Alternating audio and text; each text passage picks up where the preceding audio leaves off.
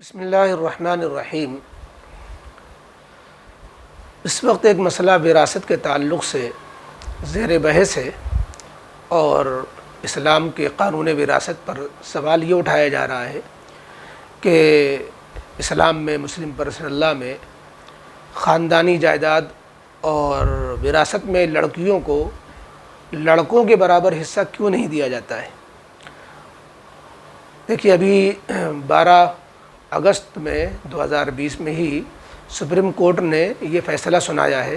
کہ لڑکیوں کو بھی لڑکوں کے برابر مساوی اور برابر کا حصہ دیا جائے گا۔ تو یہ آج کے ماحول میں اب اسلام پر لوگ جو انگلی اٹھا رہے ہیں کہ اسلام میں کیوں نہیں لڑکیوں کو لڑکوں کے برابر دیا گیا، اس میں تفریق کیوں کی گئی۔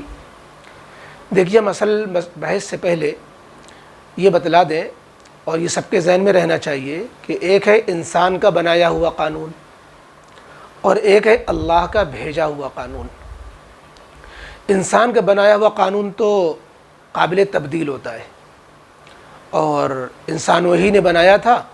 انسان اس کو بدلنا چاہیں بدل دیں، تو انسان کو اپنے بنائے ہوئے قانون میں اختیار ہوتا ہے، رد و بدل کریں اور اس میں کمی بیشی کریں، اصلاحات کریں، حذف و اضافہ کریں۔ یہ جو سپریم کورٹ کا فیصلہ لڑکے اور لڑکی کو برابر حصے دینے کے بارے میں آیا ہے وہ اسی نوعیت کا ہے۔ آپ دیکھیں کہ اس فیصلے سے پہلے جو وراثت کا قانون ہندو لا میں تھا،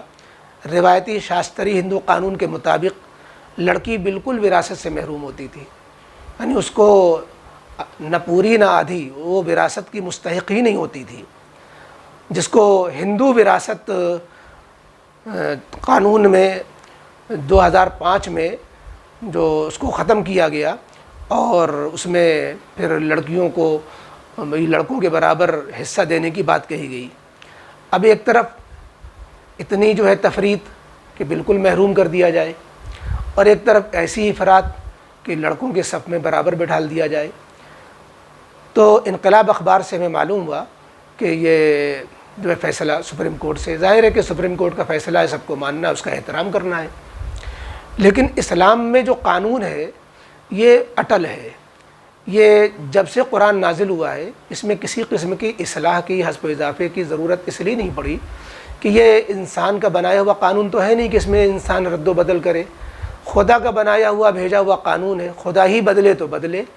اور خدا نے یہ اعلان کر دیا کہ ہمیں بدلنا نہیں، قیامت تک کے لیے ہم نے یہ قرآن نازل کیا ہے۔ اس لیے جو قرآن کے ماننے والے ہیں، اسلام کے ماننے والے ہیں، ان کے لیے اس بات میں اطمینان ہے کہ ہمیں اب اس قانون پہ عمل کرنا ہے، کسی رد و بدل کی طرف ہمیں سوچنا بھی نہیں ہے۔ تو چونکہ اللہ کا بنایا ہوا قانون ہے اور اللہ نے نہ بدلنے کا اعلان فرما دیا ہے، لہذا اس میں کوئی تغیر تبدل نہیں ہو سکتا۔ اور قرآن کریم میں یہ قانون کہاں ہے؟ سورہ نساء میں 4 پارے میں سورہ نساء کا پورا رکوع جو ہے، دوسرا رکوع، یوصیکم اللہ فی اولادکم للذکر مثل حظ الانثیین، اس میں بڑی وضاحت کے ساتھ مرنے والے کے وارثین میں سے کس کو کتنا حصہ ملے گا، بیوہ کو کتنا ملے گا، ماں کو کتنا ملے گا، باپ کو کتنا ملے گا، بھائی بہنوں کو کتنا ملے گا، بیٹے بیٹی کو کتنا ملے گا، شوہر کو کتنا ملے گا، بیوی کو کتنا، غرضے کے بہت ڈیٹیل کے ساتھ اس میں کھول کے بیان کر دیا گیا ہے۔ لہذا یہ قانون جو قرآن کو مانتا ہے اسے قرآن کے اس آیت پر عمل کرنا اور اس پر یقین رکھنا، ایمان رکھنا، اس کے مطابق اپنی وراثت کی تقسیم کرنا لازم ہے۔ اب رہ گئی یہ بات کہ قرآن میں یہ جو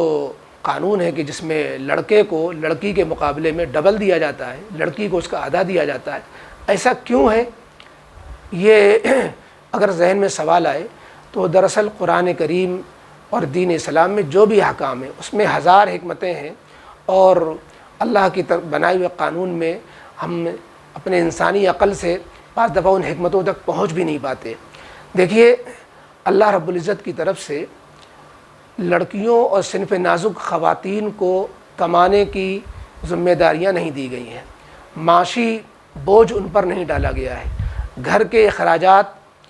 یا جو ہے اولاد کے اخراجات، ماں باپ پر خرچے یا جو ہے اولاد پر ہونے والے خرچے، یہ اللہ تعالیٰ نے لڑکیوں پر، بیویوں پر، ماؤں پر نہیں رکھے ہیں، بلکہ یہ اللہ تعالیٰ نے جو ہے یہ خراجات لڑکوں پر، مردوں پر، شوہر پر، باپ پر، بھائی پر رکھے ہیں۔ اس لیے اگر لڑکی کو کچھ بھی مل رہا ہے تو وہ اس کے پاس تھوڑا ہو یا زیادہ، وہ اس کے پاس سیف رہتا ہے، اس کو خرچ نہیں کرنا پڑتا، وہ سب بچا رہتا ہے، وہ بچانا چاہے اگر، یا کچھ اکثر حصہ بچا رہتا ہے۔ جبکہ لڑکے کو ڈبل بھی مل جاتا ہے لیکن وہ سب خرچ ہو جاتا ہے، کیونکہ سارے ہی اخراجات اسی کو جھیلنے ہیں۔ ہم اس تفصیل میں نہیں جاتے ہیں کہ اگر جو ہے لڑکی ہے تو اس کا خرچہ کس کے ذمے ہے، بیوی ہے تو اس کا خرچہ کس کے ذمے ہے، بہن ہے تو اس کا خرچہ کس کے ذمے ہے۔ غرض یہ ہے کہ کسی بھی خاتون کو خرچہ جو ہے، خاتون کوئی بھی خاتون کسی بھی مرحلے میں ہو، بیوی ہو، بہن ہو، لڑکی ہو، بیوہ ہو، ان سب کے اخراجات کی ذمہ داری اللہ تعالیٰ نے مردوں پر ڈالی ہے۔ اس لیے اس کو جو دیا جاتا ہے وہ اس کے لیے آدھی مقدار بھی بہت ہوتی ہے۔ اور جہاں تک یہ بات ہے کہ یہ صنفی برابری کیوں نہیں، جنسی برابری کیوں نہیں،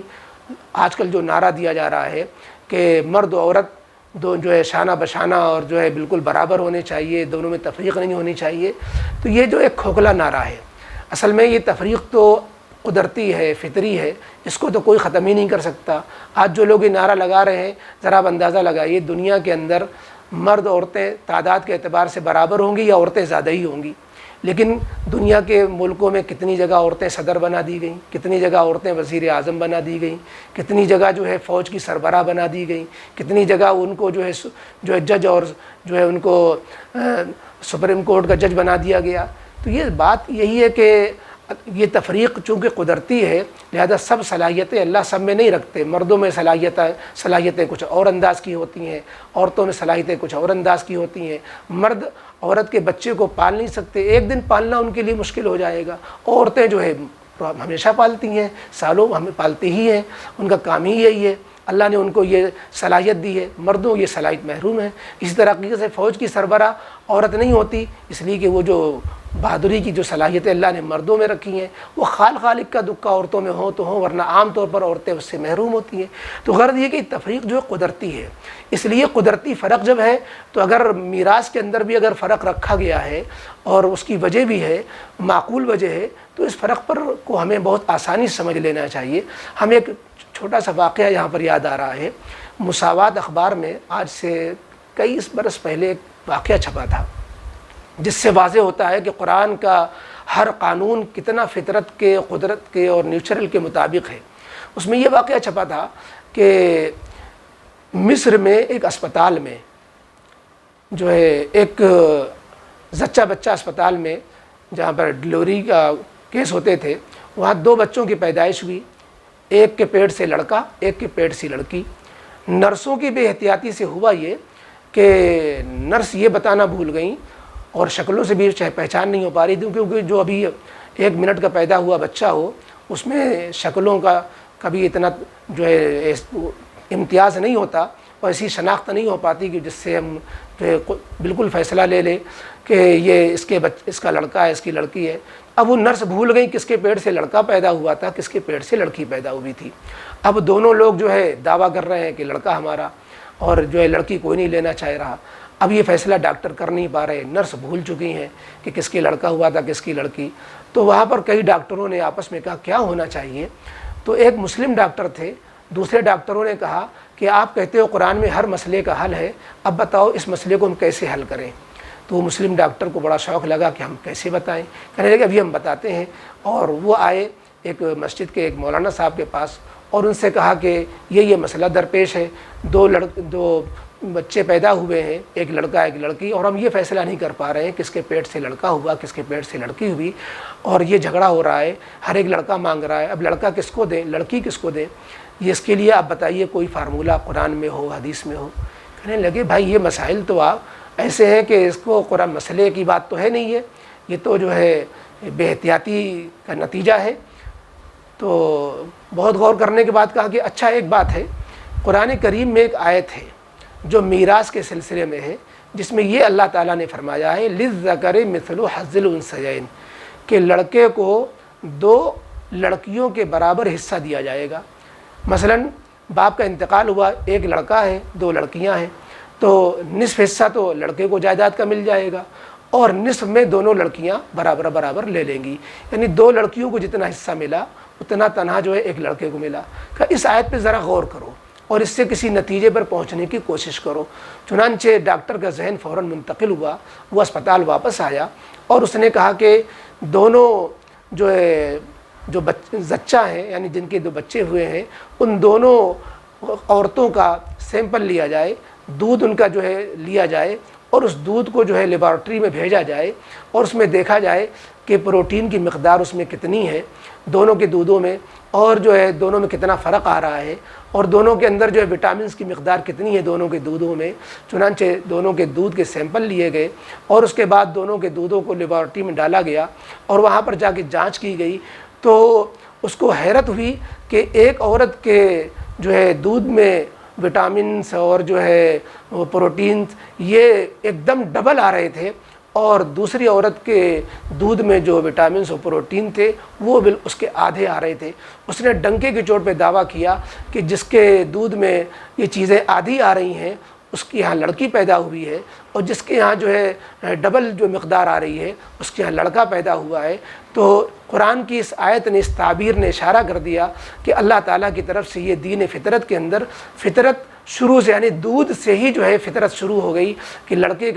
کے لیے دودھ کی مقدار ڈبل اللہ نے رکھی اور لڑکی کے لیے دودھ کی مقدار سنگل رکھی۔ تو یہی میراث کا بھی قانون بنایا کہ جب مرنے والا مرے گا تو لڑکے کو اس کا ڈبل دیا جائے گا، لڑکی کو اس کا جو ہے سنگل دیا جائے گا۔ تو یہ جو ہے قانون جو میراث کا ہے یہ بالکل دین فطرت ہے اور اس کی کئی طریقے سے تائید ہوتی ہے۔ تو بہرحال یہ وضاحت تھی اس مسئلے کی کہ اسلام میں لڑکے کا حصہ لڑکی کے مقابلے میں ڈبل کیوں رکھا جاتا ہے۔ باقی میراث کی تفصیل جو ہے ہمیں جب بھی کسی کا انتقال ہو تو جو قرآن اور اسلام کو ماننے والے ہیں انہیں چاہیے کہ اپنے مسائل کو علماء تک رکھ کر کے قرآن کی روشنی میں اپنے میراث کے مسائل کو حل کرائیں، کیونکہ ظاہر ہے کہ دنیاوی عدالت میں جب جائیں گے تو سپریم کورٹ کے قانون کے مطابق فیصلہ ہوگا۔ جو ہماری پرسنل لا، مسلم پرسنل لا میں جو آزادی ہے وہ اس پر ہم عمل کرنے میں آزاد ہیں، لہذا ہمیں چاہیے کہ ہم اپنے مسائل کو قرآن حدیث کی روشنی میں مسلمان حل کریں۔